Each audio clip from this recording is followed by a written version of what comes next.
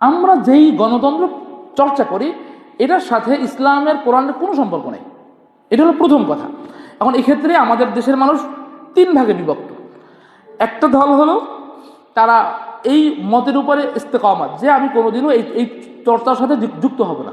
Vote আসলে তারা বলবে কি যে ভাই ভোট দিবেন না, এই ইসলামের জন্য সমস্ত ভোট টোট বর্জন করেন, একটা শ্রেণী। দ্বিতীয় শ্রেণী তারা বলবে যে নির্বাচন আসলে তুলনামূলকভাবে যে ভালো আছে তাকে ভোট দিবেন, ইসলাম প্রতিষ্ঠার জন্য যারা কাজ করবে।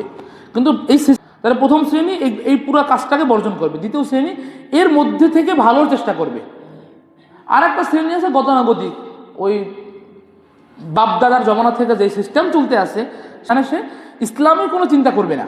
রাষ্ট্র যেখানে তার ধর্মের চর্চা করতে অনুমতি দেয় সেইখানে সে ধর্মের চর্চা করতে পারবে, এর বাইরে সে করতে পারবে না। এটা হলো আমাদের সংবিধানের মূল থিওরি।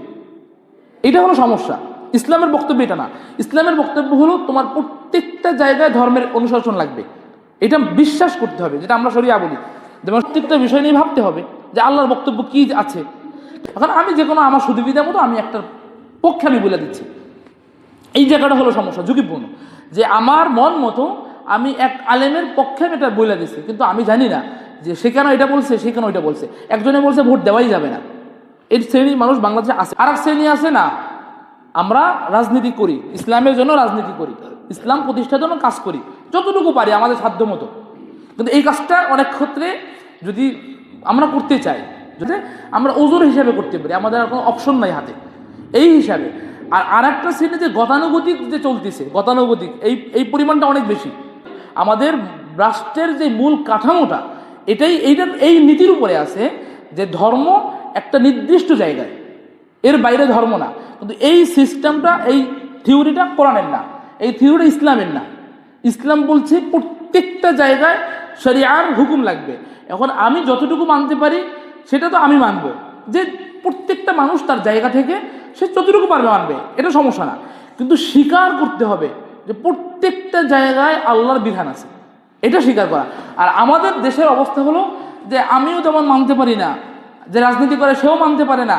একটা মানুষ শরিয়াকে স্বীকার করে না, সে বলে যে না আমাদের যেহেতু আমরা ওয়েস্টার্নদের অনুসরণ করি, গণতন্ত্র পশ্চিম থেকে আসছে, নির্বাচনের ব্যাপারে আমরা অনেক সময় মতানৈক্য দেখতে পারি। একটা পক্ষ বলবে কি এর থেকে অংশগ্রহণ করা যাবে না।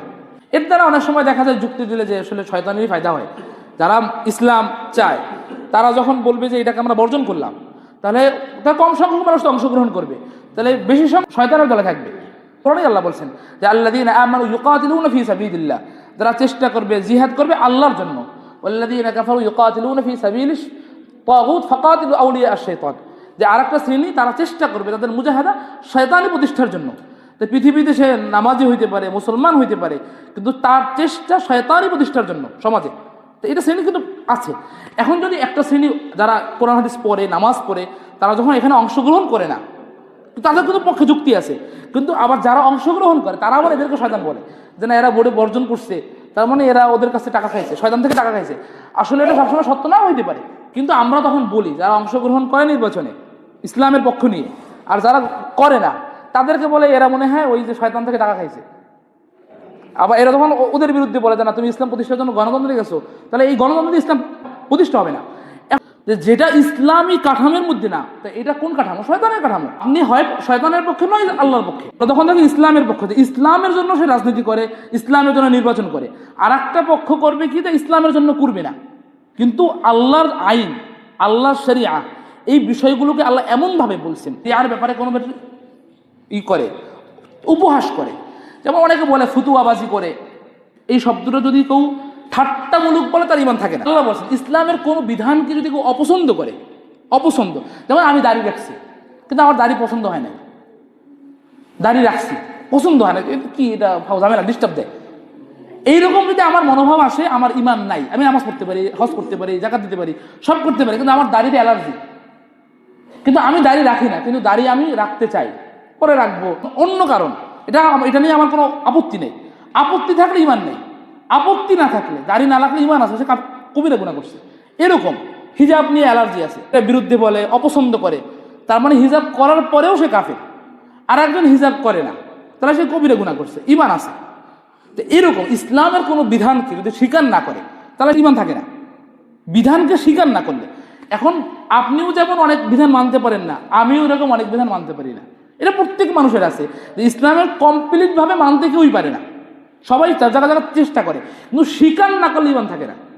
এইটা হলো আমাদের মূল কথা, যে ইসলামের বিধানকে যদি কেউ অস্বীকার করে, সে মুখে করুক, ভিতরে করুক, বা অন্যভাবে বলুক যে শরিয়ার আইনে বিশ্বাসী না, শরিয়া আমরা চাই না, শরিয়ার ব্যাপারটা নিলে পশ্চিমারা কি বলবে, ইন্ডিয়া কি বলবে, আমরা দেশ চালাবো কেমনে, এইটা যদি স্বীকার না করে ঈমান থাকে না। শরিয়া আইনের ব্যাপারে বিরুদ্ধে যদি বলে, ইসলামের বিরুদ্ধে বলে আবার বলে সে মুসলমান, তার আবার জানাজা লাগবে, তার সব কিছু হইবে ইসলামী পন্থায়, কিন্তু সে শরিয়ার বিরুদ্ধে বলবে। তো এটা যেমন আমি আমার রাষ্ট্রের কোনো সংবিধানের আইনের বাইরে বললে যেমন রাষ্ট্রে আমাকে রাষ্ট্রদ্রোহী মামলা দিবে, ঠিক এরকমভাবে ইসলামী শরিয়ার কোনো ব্যাপারে বললে তখন কি আল্লাহ মোটেও রাগ করবেন না? তার থেকে আল্লাহ আমাকে জান্নাত দিয়ে দিবে। এই বিষয়গুলো অত্যন্ত জটিল এবং কঠিন। তাহলে নির্বাচনের মুহূর্তে আমাদের এই কথাগুলো আমরা দেখি যে অনেক মানুষ আন্দাজে, অনুমান নির্ভর এত বেশি কথা বলে, যার দ্বারা তার ঈমান চলে যায়। অনেক সময় শরিয়ার বিরুদ্ধে বলে, অনেক সময় বিভিন্নভাবে সে ইসলামকে খাটো করে, ইসলামের বিধানকে সে অপছন্দ করার মতো কথা বলে, ঠাট্টা করে। নামাজ পড়ুক, রোজা রাখুক, হজ করুক, জাকাত দেখ, মাদ্রাসা করুক, মসজিদ করুক, এগুলো বিষয় না। বিষয় হলো যে ঈমানের সাথে সাংঘর্ষিক হইলে, ঈমানটা নষ্ট হইলে তার কোনো আমল আল্লাহর কাছে কাউন্টেবল না, এটা ভেনিশ হয়ে যায়। এটা কোরআনে আল্লাহ তাআলা এইভাবে বলছেন যে অনেক মানুষের আমল যে ফাজআলনাহু হাবাআম মানসুরা। সর্বশেষ কথা হলো যে ইসলামের প্রত্যেকটা বিধানকে স্বীকার করে নেওয়া, সাধ্যমতো মানা, এটা হলো নিরাপদ রাস্তা। যে আমি সব স্বীকার করলাম, আল্লাহ যেভাবে বলছেন সবটা মানে, আমার হয়তো বা দুই একটা ভুল আছে, সবার ভুল আছে, কিন্তু আমি স্বীকার করি না, আবার বলি যে ওর অমুকেরও তো ভুল আছে, যে স্বীকার করে তারও তো ভুল আছে। এই দুই ভুল এক না। একজন স্বীকার করছে তার ভুল, আর একজন পাশ কাটায় চলে গেছে, অস্বীকার করছে, বিরুদ্ধাচরণ করছে, তার ভুল, দুই ভুল সমান না। আল্লাহ তাআলা আমাদেরকে এই ঝুঁকিপূর্ণ বিষয়গুলো থেকে বাঁচার আল্লাহ আমাদের সকলকে তৌফিক দান করুন, আমিন।